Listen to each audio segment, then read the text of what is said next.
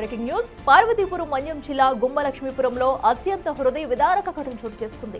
Ambulance సదుపాయం లేక రిక్షాలో మృతదేహం తరలించారు పోలీసులు. గుమ్మలక్ష్మీపురం గ్రామానికి చెందిన రాధ అనే వృద్ధురాలు అనారోగ్యంతో భద్రగిరి ఆసుపత్రిలో చికిత్స పొందుతూ మృతి చెందారు.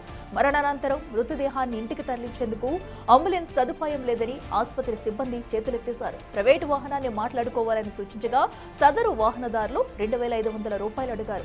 అంత ఆర్థిక స్తోమత లేని ఆ పేద కుటుంబం చేసేదేమీ లేక మృతదేహాన్ని రిక్షాపైనే ఇంటికి తరలించింది. ఏజెన్సీ ప్రాంతాల్లో మృతదేహాలను తీసుకెళ్లడానికి వాహన సదుపాయం లేక గిరిజనులు తరచుగా ఎలాంటి ఇబ్బందులు పడుతున్నారు.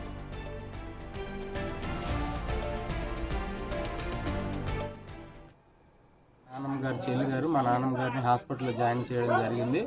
ఆవిడకి కొద్దిగా హెల్త్ ఇష్యూ సీరియస్ అయిపోయి ఈరోజు 2025 డిసెంబర్ 26 తారీఖున ఆవిడ మరణించడం జరిగింది.